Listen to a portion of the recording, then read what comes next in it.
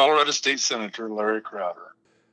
Thank you very much for joining the program here today. Boy, I tell you, Colorado is turning into an interesting story from a lot of different levels. And obviously you had the Proposition 112, SB, is it 181, I believe, is the SB 181. So there's a lot of drama when it comes to the oil and gas, a lot of issues. It's become very political. I've mentioned many times on this program how over the last 5 years, I chose to stay in Fort Collins instead of Greeley and Denver, and I saw and I felt the progression of the disdain and the just movement against the oil and gas industry from where people in hotels were looking over their shoulder before they'd mentioned that they worked in the oil and gas industry. And I saw the evolution. So very excited and honored to have on Colorado State Senator Larry Crowder to talk a little bit about a recent op-ed piece that he wrote in the Pueblo Chieftain. It is their daily newspaper. I assume they're still a daily. And we're going to talk a little bit about what prompted him to write this and as well as what some of the meat is. I read the meat of it, and I love it. I think it's great. Whether you're for, whether you're against, whether you're trying to educate yourself, whether you're making yourself aware, what you've done here is you've pretty much bullet pointed some pretty sterile facts. And the idea, at least what I read, is we're going to let people make up their own minds on what is exactly going on. So with that as a very long introduction, State Senator, how are you doing? I'm doing very well. Thank you for having me today. Well, I appreciate you coming on. District 35, where is District 35? District 35 covers 16 counties in south central and southeastern Colorado. And I will tell you that I'm basically a fifth-generation Coloradan out of this area. And, you know, what prompted this article was in my district, 35, we only have 2.5% of the oil and gas production in the state of Colorado, with the bulk of it being up north in Will County, a more populated area.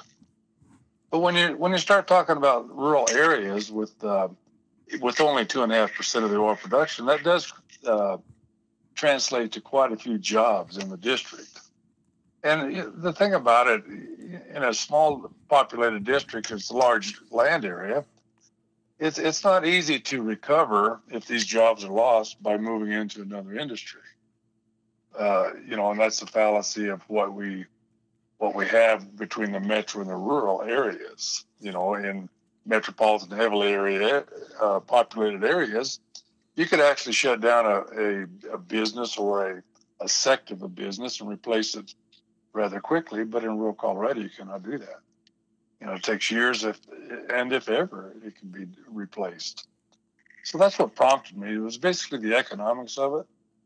I will tell you also, in the real world, I'm a cattleman, and I do believe that when it comes to the stewardship of the land, I think your agricultural people have a better understanding on how that works than someone that has just heard about it in your populated areas. So, we've really had I think over the last 20 or 30 years, we've had technological advances in oil and gas that have done several things, and one of them has cleaned up the environment considerably.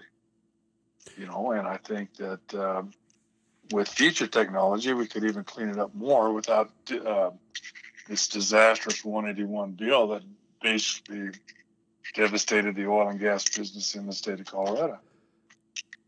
If somebody were just tuning in for the first time, not really sure what Proposition 112 is and Senate Bill 181, in a very 30-second or a 60-second type elevator pitch, okay, how would you kind of summarize that? Well, the Proposition 112 was basically a ballot issue given out to the state voters in the state of Colorado, which actually extended or exceeded the distance that they can drill within a building or a school or whatnot, which was handily defeated by the voters of the state of Colorado. And I can't remember exactly what the footage was. I think now it's 1,000 feet, and they wanted to double that or triple that. And again, in Will County, it was just not feasible. So what 181 did basically is legislation to do the same thing that Prop 112 failed with the voters. So it was I thought it was a slap in the face to the voters of the state of Colorado. This was brought on by your metro area representatives, and it just was not viable the way they did it, in my opinion. Sorry, I'm just making some notes here as we're talking and going through some of these different things.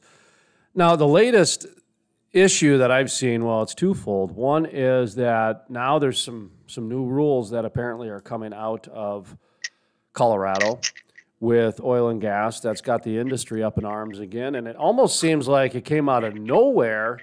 And the reason I say it came out of nowhere because over the last month and a half, we were actively trying to get people from the industry on, whether they'd be associations or councils or those types of individuals.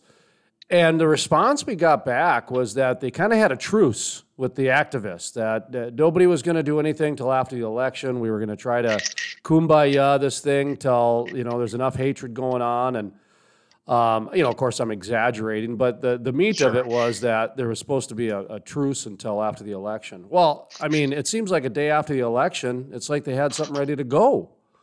Help me out understand that, because I'm not from there. I'll try to. Yeah. It's, what 181 did was establish a Colorado Oil and Gas Commission, and all of these people on this commission were appointed by the governor, and all of these people on this commission are out of the Denver Boulder area.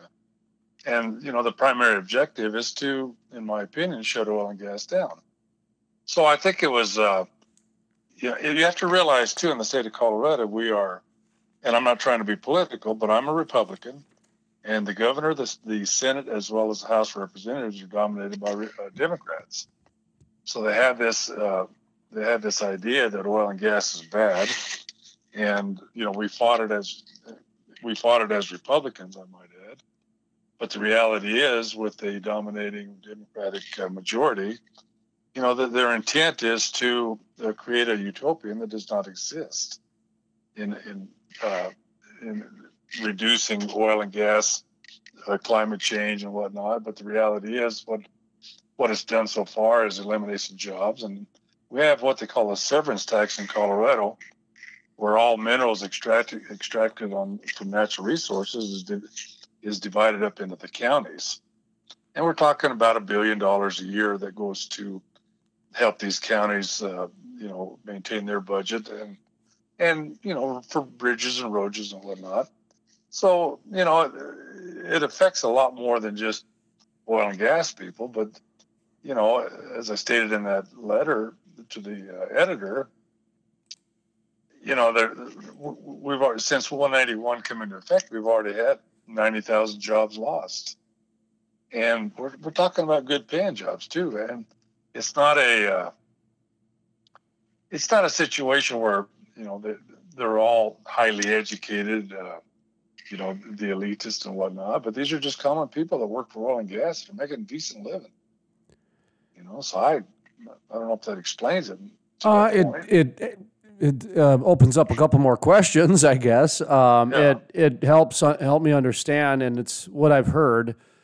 And twofold on this is, one, I'm going to ask you about the severance tax, and then the other one I'm going to ask you about the Colorado Oil and Gas Commission, this new organization, about the validity and the special interest behind it. So the first part is the taxes. In North Dakota, where I'm from, this is no lie. 50 to 55% of the entire general budget is tied to the oil and gas extraction and production tax. So 55% of our state, and that doesn't include the vehicle registration and all the other taxes that come with, the oil and gas companies with their out-of-town workers. 55% of the state's budget is tied to those two taxes. That's an incredible impact. They had to shift basically CARES Act money to keep oil companies in North Dakota, because what the people don't understand is, if those rig counts go down, they got bigger problems than just the oil and gas industry. So that's just kind of, to me, an extreme example, actually, of how, some state some state elected officials can put most of their eggs in one basket. And I don't know the case in Colorado, but that's why I think go ahead. I think you're right on. I think the impacts are felt far and wide. A lot of we've had, because of this COVID, we've had a $3 billion decrease in our budget this year already. And, with the amount of people, losing their jobs, that affects your school systems and everything else, on down the line. So I don't, I'm not sure I understand what our total gross budget on the oil and gas is, but it's huge. One of the articles I wrote about in the paper was downtown Denver is the business section of downtown Denver is housed by roughly 50% of the business interest in downtown Denver are rented or leased from the oil and gas business. So if you start taking that out of the equation, you're talking about a huge amount of revenue lost to the state, as well as real estate, just from oil and gas. So it just goes on and on and on. And I'm glad you brought up that real estate aspect, because I did want to bring that up as one example as the ripple effect, because in North Dakota, I wanted to bring up kind of the extreme example of kind of, like I said, tying a lot to the taxes. But what you brought up in your op-ed piece is what a lot of people obviously talk about, but in a very different context and way. What I like about yours is the bullet points, because I didn't realize it was 50% of downtown Denver. I had heard, 30, 40, upwards of 50, that sort of thing. But to know that it's 40 to 50% of businesses. Now, I don't know if that includes other service companies and things. And what I mean by that is, when the COVID first hit back in February, March, and April, a lot of the businesses that flooded the Small Business Administration were trucking companies, were companies that were actually affiliated with the midstream, upstream, downstream, salmon stream of oil and gas, but they're not included in the mining industry sector.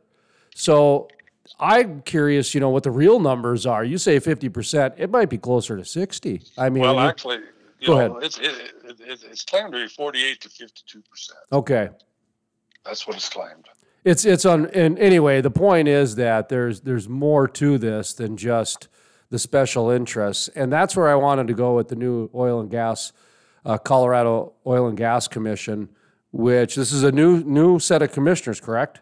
That is correct. And they were appointed by the governor? That is correct. So this appointment seems to be, and by the way, this is based on evidence where I saw an article out about how this Oil and Gas Commission sent out an email accidentally with calling oil companies snake oil companies and other derogatory names, which says what the mood and the culture is like. And well, so that might be, but that's not a function of government to condemn anybody. It's not. And that's what begs the question. Is this Oil and Gas Commission more of a special interest group, or is it actually a regulating body? To all I could do is give an opinion. I think they're more of a special interest group. Yeah. Okay. Well, and I think that opinion is backed with fact. But you have to realize this comes down from the governor too.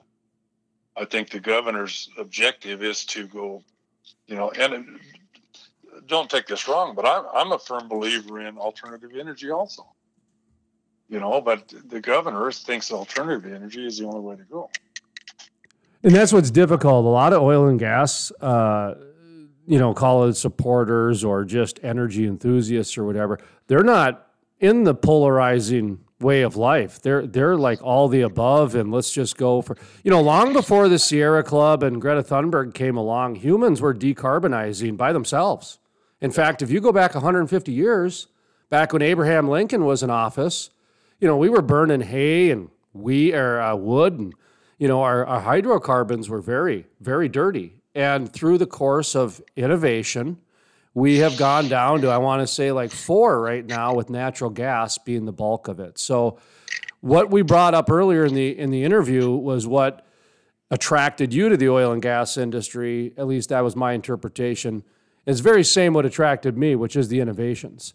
when I went to a reclamation site, that's when I actually became sold on oil and gas. I came from ag as well. That's my bad. I came from the eastern side of North Dakota, so we're all agriculture. We got to drive 7 hours to our first oil rig.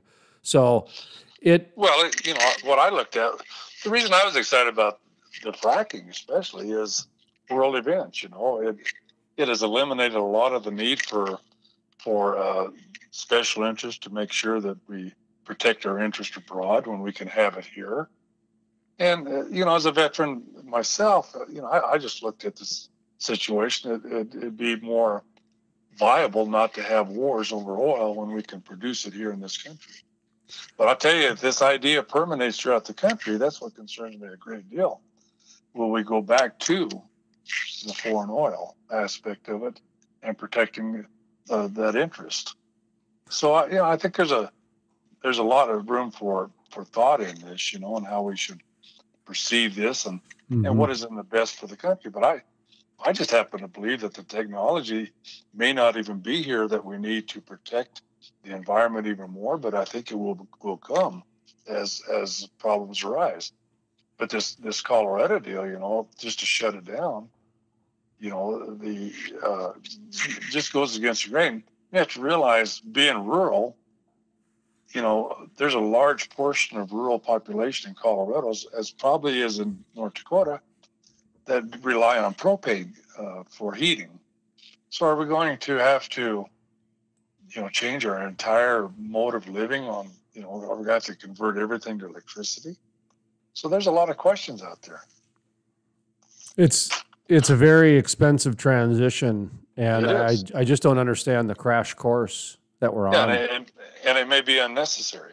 And that's my issue, is that the speed that we're trying to do it over is unnatural. And because it's unnatural, listen, we don't even know how to, you know, wildlife people don't even know how to get it right. Look at what the mismanagement we've done to Yellowstone Park over the last 100 years. That's well documented that we haven't even figured out how to stop raw sewage from being pumped out of there right now. So we as humans, it would be nice if we could learn from our mistakes rather than trying to, you know, just cover them up. This is kind of off subject, but you know, in Colorado, we've had these massive fires. Yeah. And a lot of this is attributed back to the mountain pine beetle, which devastated our forest to start with. So we have, you know, out of 3 million acres, we've got 1.5 million acres of dead timber just waiting to be burnt. So a lot of times nature has a plan that we do not understand, nor can we actually fix. But, you know, I think we should try and all be good stewards of the land. And I think oil and gas, due to the nature of their business, are trying to find ways to even make it cleaner. State Senator Larry Crowder, District 35 out of Colorado, talking about some of the new changes that are anticipated to be coming out very shortly in Colorado. What's next for oil and gas? What can they do? I mean, like I said, I almost feel like this was kind of a setup, because the interviews that I tried to get leading up to the election were basically turned down because of this truce or whatever they had, where neither side wanted to, you know, put anything on the ballot or badmouth in each. Do you know what I'm talking about? I do. Okay, explain that a little bit, would you? I cannot explain that, because that's not the way I understood it. You know, I know the oil and gas people out of Denver are fighting tooth and nail to keep their livelihood going. You know, I think it might have quieted down until the election was over, but I think, you know, it's sure not quiet now. No, and that's what I don't get, because it's almost like this Colorado blueprint crowd is. I think part of it was, you know, the indications from Oil and Gas Commission that it may not be as bad as it first come out. But you know, when you start talking about, you know, different aspects of losing oil and gas, you know, they're talking like 2020 to 2030.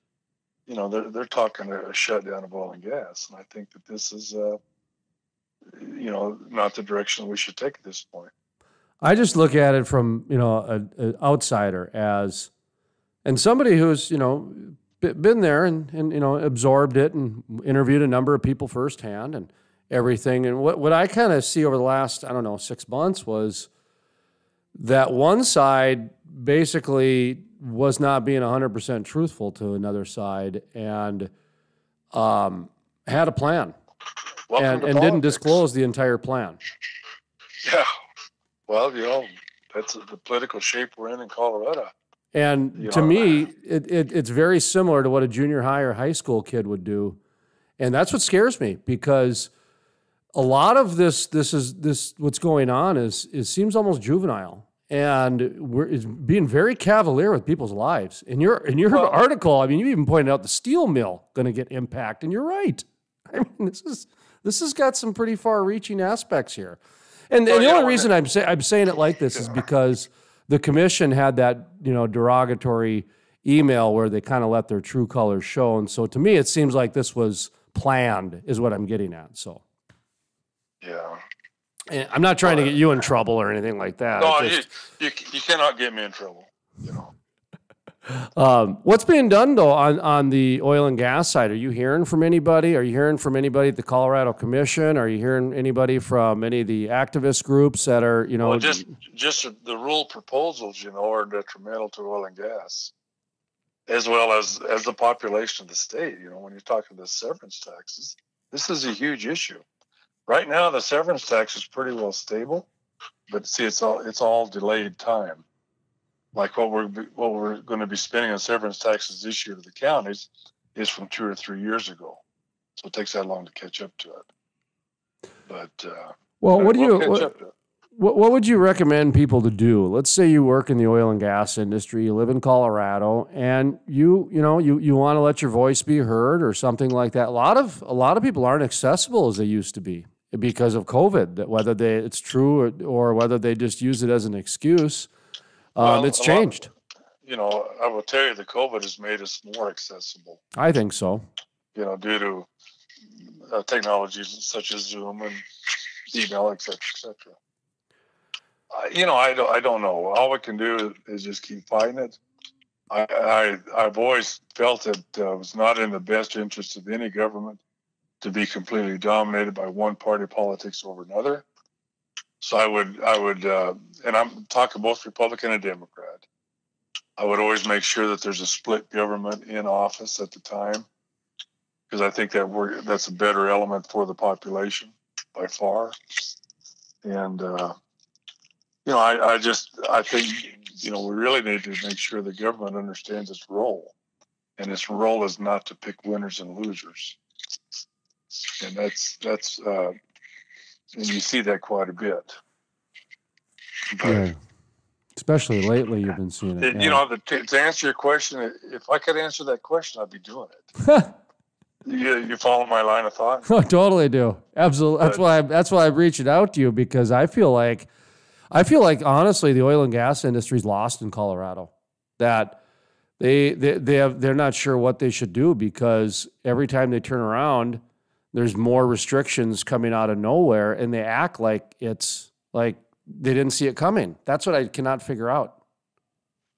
I'll tell you, you got some really good, sharp people in that oil and gas industry. And if there's a way to figure this out, they will bring it forward. But I think what we just need to do is just the times we're in right now, when you make one aspect of society an enemy of the people, that's picking winners and losers. And that's not the role of government. What government should be doing is how to make everything work better for people. And that means safe environment, everything else. So I really don't know, but we need to look at this, we need to look at this beyond my district, this state, this country. We need to look at it. How's this going to impact the world at a later date? That's what we need to be careful of. Yeah, and for people in other states, the reason why we've been covering this for the last 5 years is because I think what's happening in Colorado is a Colorado blueprint, and they're going to roll it out into other states. I mean, when you take a look at somebody like Michael Bloomberg pumping $2 million into the Texas Railroad Commission race, and in North Dakota, we've got, Fargo is very liberal. We got a giant mural of Greta Thunberg in downtown Fargo, and she's never set foot in this city. So it's a very liberal city as well. Boulder, of course, has, as you mentioned earlier, they've pretty much infiltrated much of government to do what they've been able to do in Colorado. So it's real. This is real. And one of the things we're trying to do is just report on it and not sound like conspiracy nuts. Just say, listen, folks, this is actually happening. So, and you even hear aspects of agriculture. How can we, cow manure being a toxic entity, what they should do to regulate agriculture. Once you start looking at our energy, our food supply system, it's the food's got to be grown somewhere. And utopian does not exist. We have to work at it. It's interesting you brought up agriculture. When I first, last year, I started actually calling this kind of this oil and gas transition, if you will, where the government becoming a little bit more involved. I said, is it becoming Ag 2.0 to where it's just going to become subsidized so much that to where Ag was like that? And not many people understood what I was talking about with that. But if you come from Ag, it's people can understand it because you're dealing with a natural resource to where the government's directing you which natural resource, whether it's corn or wheat or soy. Sure. Yeah, I mean, versus like a sunflower or whatever. And so if that's the case in oil and gas, it's going to change the industry. Totally, it's going to change the industry because they're used to good old 100% capitalism, man. Yeah. Well, even our alternative energy, we utilize that in Colorado as economic development for agriculture because, they for each windmill, there's quite a bit of money paid to that farmer rancher for the use of his land. So, I think there's room for all, and I think it'll benefit us all. And I think it'll benefit us a little bit more once prices start coming down, that's basically been the promise of alternative energy. But I've yet to see it, but that's another story. But I think, we need to, energy's a driver, and it will continue to drive. So we need to be very careful about what we're doing. I totally agree, and I think to end the interview, as I'm taking a look at the time here, and very appreciative of your time, is to me, I think the big story though is the innovations that are happening, because when you have whether it's a renewable innovation or whether it's a medical innovation or whether it's a transportation innovation, at the root of it all is the oil and gas industry. And so to crash course out of an oil and gas industry when that is needed to build solar panels and wind turbines and electric cars and everything else is a very difficult conversation to have with someone. So I think focusing on the environmental energy innovations is a very good way for awareness in today's climate. And it's, I don't know your thoughts on that, but I just wanted to kind of end on a positive note with some of the innovations that we're seeing come out of the energy industry that are really making it cleaner. You're looking at, BP and Shell are investing in LG and a number of different things. Right. So there's a little bit of R&D money and research time that people need to understand that happens here. Well, back in the 70s, you had a huge, severe brown cloud over Denver. Now here it is, 30, 40, 50 years later, we have 4 times the population up there, and the brown cloud is not even talked of because you don't see it anymore. We've really cleaned up our environment a lot, and we got a ways to go, no doubt. But I think we could get it done without devastating the industry, the economics of rural Colorado, as well as, like the one man said, he was a farm worker down in southern Colorado, and then he went to work for oil and gas. And with all this coming about, he blames government for trying to make him go back to being a field hand worker. So, it's uplifted a lot of people, and I think it'll continue to do so.